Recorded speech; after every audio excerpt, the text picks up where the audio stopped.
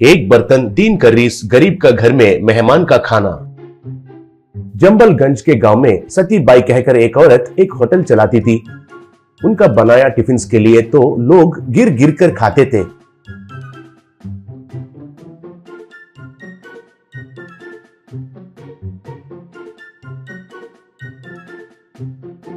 और सतीबाई बहुत दयालु भी थी। अगर कोई आकर पैसे नहीं है कहकर पूछे तो उनको मुफ्त में खाना देती थी। ऐसे सतीबाई को अगल बगल गांव में अच्छा नाम भी था। कुछ दिन के बाद सतीबाई का उम्र बढ़ने के वजह से पहले जैसे काम नहीं कर पा रही थी।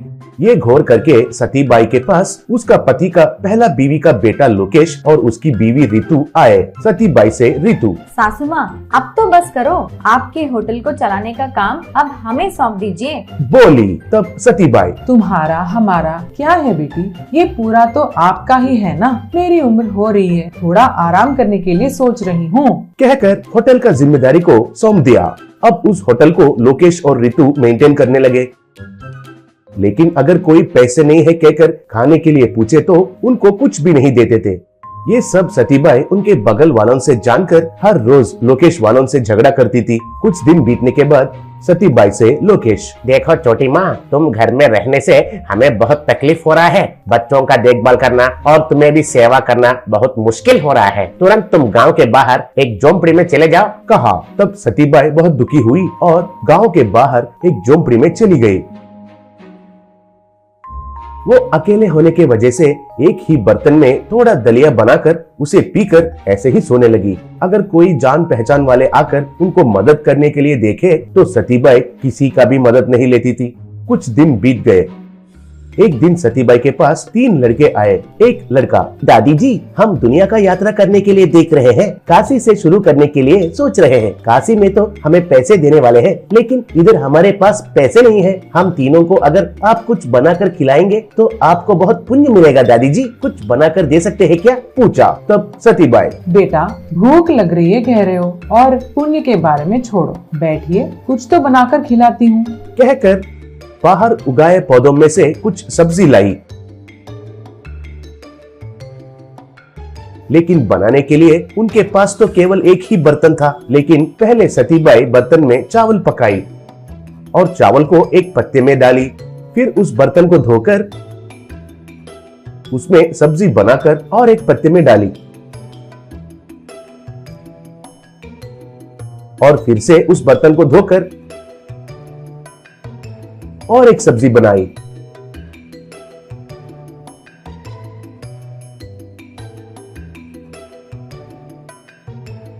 बाद में उन 3 लड़कों को वो खाए बिना पेट भर के खाना खिलाई।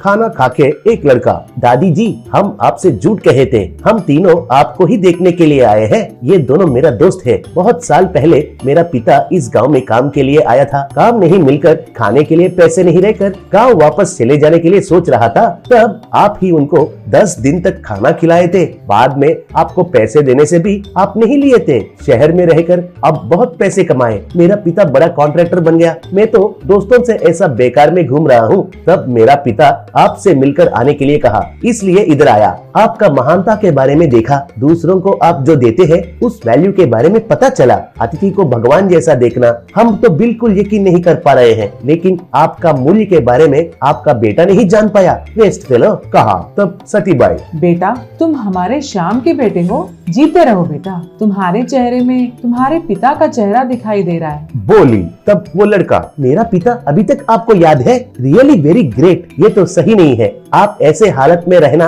मुझे बिल्कुल पसंद नहीं आ रहा है। शहर में मेरा पिता जैसा बहुत भूखे लोग आते रहते हैं। आपको यहाँ नहीं, भूखे वालों को आपको खाना खिलाना चाहिए। मैं आपके पास एक आदमी को लगाता हूँ, चलिए जाते हैं, कहा। तब सतीबाई जितना भी मना करने से भी वो नहीं सुना।